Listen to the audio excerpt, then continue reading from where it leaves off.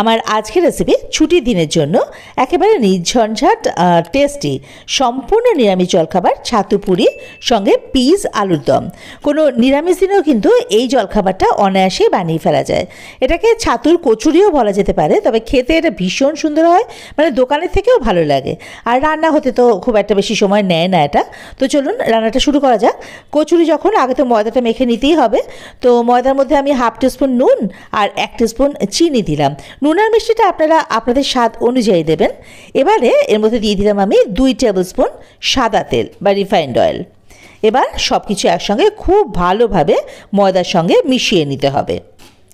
ময়ানটা কী করে বুঝবো? এই দেখুন, যেই হাতে মুঠ করলাম একটা দলা পেকে গেল, তো আবার ভাঙার সাথে সাথে ঝুরঝুর করে ব্রেড ক্রাম্বের মতো ছড়িয়ে পড়ছে। কাজে ময়দাটা খুব ভালোভাবে দেওয়া হয়ে গেছে। এবারে অল্প অল্প জল দিয়ে এই ময়দাটাকে মেখে নিতে হবে, ঠিক যেরকম আমরা লুচি বা পরোটার জন্য ময়দা মাখি সেরকম। এই যে ময়দাটা কিন্তু আমার মাখা হয়ে গেছে।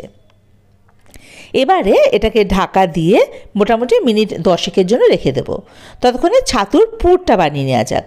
মেজারিং কাপের 1 কাপ ছাতু নিয়ে নিলাম 1/2 টিস্পুনেরও কম একটু নুন, আর চিনি নিলাম ওই 1 টিস্পুন থেকে একটু কম। এক্ষেত্রেও কিন্তু নুন মিষ্টি আপনারা আপনাদের স্বাদের উপর নির্ভর করবে, সেই অনুযায়ী দেবেন। এবারে এতে দিয়ে দেবো আমি হিং আমি এখানে দিলাম 1/4 টিস্পুন। এই হিঙের ফ্লেভারটা কিন্তু ছাতুর পুরির মধ্যে বা ছাতুর কচুরির মধ্যে ভীষণ ভালো আসে। দিয়ে দিলাম জোয়ান, এখানে আমি 1/2 টিস্পুন মতো জোয়ান দিয়েছি। এবারে সব কিছু একসঙ্গে আগে খুব ভালোভাবে মিশিয়ে নিতে হবে। এবারে অল্প অল্প জল দিয়ে এটা একটা ডো মতো তৈরি করে নিতে হবে। খুব নরম যেন না হয়, তাহলে কিন্তু মুশকিল হবে, মানে বেলা যাবে না, সব দিক দিয়ে অসুবিধা হবে। এই যে দেখুন, এটা ঠিক এভাবে হবে, মানে একটু শক্তের দিকেই হবে আর কি। এই যে এভাবে করে মেখে রেখে দিলাম, এটা পাশে সরানো থাক। এবারে আলুর দম তৈরির এটা উপকরণগুলো নিয়ে নিই। আমি এখানে 4টে আলু নিয়ে নিলাম। আলু নিয়েছি আমি 400 গ্রাম, 4টে আলুতে হয়েছে। এক একটা আলু এভাবে 4 ভাগ করে কেটে নিয়েছি। এগুলো খোসা ছাড়িয়ে নিয়েছি আর খুব ভালোভাবে ধুয়ে নিয়েছি। এবারে আলুগুলো অল্প একটু নুন দিয়ে, এই 1 টিস্পুন মতো নুন দিলাম, দিয়ে একটুখানি ওই 60% মতো সেদ্ধ করে নেব। নিয়েছি মটরশুঁটি, ওই মেজারিং কাপের 1 কাপ।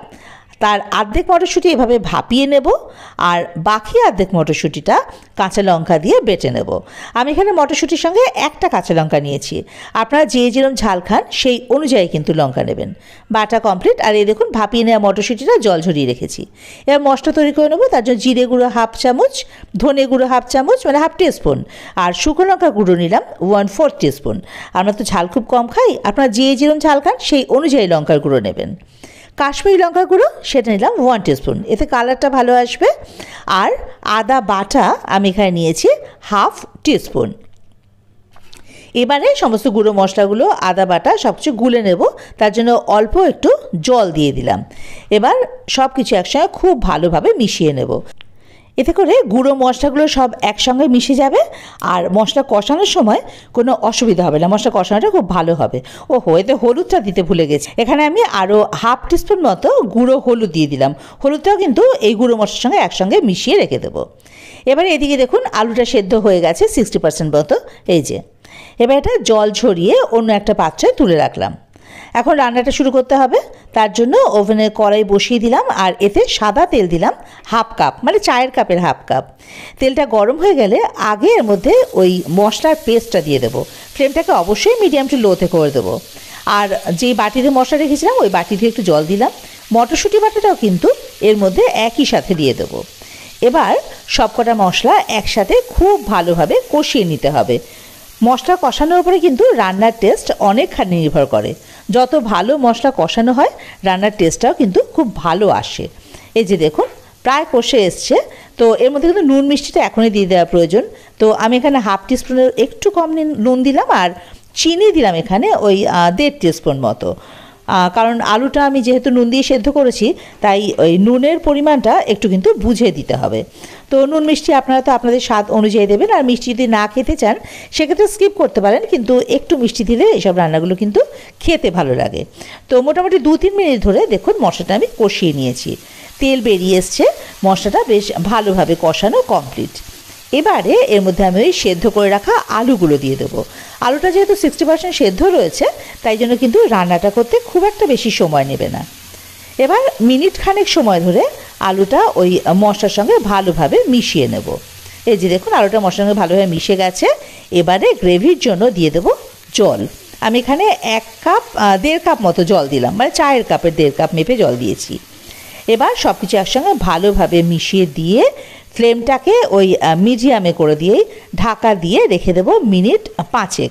তাতে আলুগুলো যেটুকু সেদ্ধ হওয়া বাকি আছে সেদ্ধ হয়ে যাবে, আর মশলাগুলো বেশ ভালোভাবে আলুর মধ্যে চলে যাবে। এই যে দেখুন মিনিট 5 পর ঢাকাটা খুলে নিলাম, ঝোলটা বেশ খানিকটা ঘন হয়ে এসছে আর আলু তো প্রপার সেদ্ধ হয়েই গেছে। এবার ভাপানো যে মটরশুঁটিগুলো সেগুলো ওপর থেকে ছড়িয়ে ফ্লেম অফ করে দেবো। কাঁচা লঙ্কা দিয়ে ঢাকা দিয়ে রেখে দেবো মিনিট 2 পর ঢাকাটা খুলে নিলাম। দেখুন রেডি আমাদের পিস আলুর দম। এবার এটা অন্য একটা পাত্রে ঢেলে রেখে দেবো। এবার ছাতুর কচুরি করার পালা। তার জন্য ময়দাটা আরেকবার একটু ভালোভাবে ডলে নেব। এবারে ময়দাটা থেকে লেচি কেটে নেব। লেচিগুলো কিন্তু লুচির থেকে একটু বড়ই হবে, কিন্তু রুটির থেকে আবার একটু ছোট হবে। এভাবে করে সমস্ত লেচিগুলো কেটে আগে নিলাম। এবার ছাতুর পুর ভরার পালা। তার জন্য একটা লেচি নিয়ে সেটাকে এভাবে করে বাটির মতো করে নিতে হবে। এবার যেভাবে আমরা পুর ভরি ছাতু একটুখানি নিয়ে ওই বাটির মাঝখানটা দিয়ে চেপে দিয়ে মুখটা কিন্তু ভালোভাবে বন্ধ করে দিতে হবে। খেয়াল রাখতে হবে মুখটা যেন ভালোভাবে বন্ধ হয়, না হলে এই বেলার সময় যদি বেরিয়ে যায় এই পুরটা, বা ভাজার সময় যদি পুরটা বেরিয়ে যায় পুরো তেলটাও নোংরা হয়ে যাবে আর ছাতুর কচুরি কিন্তু অত ভালো হবে না। দেখুন আরেকটা আমি দেখিয়ে দিই। এই যে একটা লেচি নিয়ে সেটাকে এভাবে হাতের সাহায্যে ঘুরিয়ে ঘুরিয়ে বাটির মতো করে একটু ছাতু ওই লেচির মাঝখানে দিয়ে মানে চেপে দিলাম। এবারে মুখটা খুব ভালো করে এই যে দেখুন বন্ধ হয়ে গেল। এবার 2 হাতের সাহায্যে এভাবে করে ঘুরিয়ে একটা প্যারাস মতন হয়ে যাবে। দেখুন এই যে বেলতেও সুবিধা হবে। এই যে এভাবে করে সমস্ত পুরগুলো ভরে নিলাম। এবারে বেলার পালা। একটা লেচি নিলাম বেলার জন্য আর বাকিগুলো ঢেকে রেখে দিলাম, নাহলে শুকিয়ে যাবে এই লেচির ওপরগুলো, তখন কিন্তু বেলা সুবিধা হবে না। আপনারা অবশ্যই লেচিগুলোর ওপরে তেল মাখিয়ে রেখে দিতে পারেন। আমি সেটা করিনি আজকে। তো এবার তো বেলতে হবে, তার জন্য বেলন চাকির মধ্যে তেল দিয়ে দিলাম, একটু তেল মাখিয়ে নিলাম। এবারে একটা লেচি নিয়ে হাতের সাহায্যে আগে চেপে তারপরে হালকা হাতে এভাবে করে বেলে নিতে হবে। একদম পাতলা বেলা কিন্তু হবে না। এই যে দেখুন এরকম একটু পুরু হবে কিন্তু বেলাটা। এবার এটা তুলে রাখবো। দেখিয়ে দিই আরেকটা কীভাবে বেলতে হবে। একটা লেচি আগে নিয়ে হাতের সাহায্যে এভাবে করে চেপে দেবো, তাতে পুরগুলো লেচির ভিতরে সমানভাবে স্প্রেড করে যাবে। এবারে হালকা হাতে যদি এভাবে বেলে নেওয়া যায় তাহলে কিন্তু পুর বেরিয়ে যাওয়ার সম্ভাবনা একেবারেই থাকে না। এভাবে করে যে কটা ভাজবো সে কটা বেলে নিয়েছি। এবার ভাজার পালা। তার জন্য ওভেনে কড়াই বসিয়ে তাতে বেশ কিছুটা পরিমাণে সাদা তেল দিলাম। তেলটা যখন খুব ভালোভাবে গরম হয়ে যাবে তখন ওই একটা করে বেলা পুরিটা নিয়ে ওর মধ্যে দিয়ে দেবো, বা কচুরিটা ছেড়ে দেবো তেলের মধ্যে। ফ্লেমটা এবারে মিডিয়ামে করে দেবো। এখনও যদি হাই ফ্লেমে থাকে তাহলে কিন্তু পুড়ে যাবে, তাই জন্য কচুরি দেওয়ার সাথে সাথে ফ্লেমটা মিডিয়ামে করে এভাবে করে পাশ থেকে একটু করে চাপতে থাকবো। দেখুন চাপার সাথে সাথে কি সুন্দরভাবে ফুলে উঠছে। একটা সাইড হয়ে গেলে এভাবে উল্টে দেবো। এভাবে উল্টে পাল্টে এটাকে একটু কড়া করে ভেজে নেব। খুব ভালোভাবে ফুলে একদম গোল গোল হয়ে, দেখেছেন তো। তো এটা তো ভাজা হয়ে গেল। এবারে এটাকে কড়াইয়ের সঙ্গে একটু এরকম কাত করে রেখে দেবো যাতে এক্সট্রা তেলটা ঝরে যায়। এবারে এটাকে তুলে রাখলাম। দেখুন আরেকটা পুরি বা কচুরি এই যে তেলের মধ্যে দিয়ে একটুখানি এভাবে চেপে চেপে দিলেই সাথে সাথে ফুলে ওঠে। প্রত্যেকটা কচুরি কিন্তু খুব ভালোভাবে ফুলে ওঠে। এই যে রেডি। এবার এটাকেও তাই এভাবে করে সমস্ত কচুরিগুলো ভেজে নেব। এবার আর কি হয়ে গেল। আলুর দমের সঙ্গে গরম গরম পরিবেশন করুন। দেখুন কীরমভাবে ফুলেছে, খেতে কিন্তু ভীষণ ভালো লাগে। আপনার বাড়িতে অবশ্যই ট্রাই করবেন রেসিপিটা। কেমন লাগলো আমাকে কমেন্ট বক্সে জানাতে ভুলবেন না। ভালো লাগলে অবশ্যই আমার চ্যানেলটা সাবস্ক্রাইব করে পাশে থাকার অনুরোধ রইল। বেল আইকনটা প্রেস করে দেবেন ফার্দার নোটিফিকেশনের জন্য।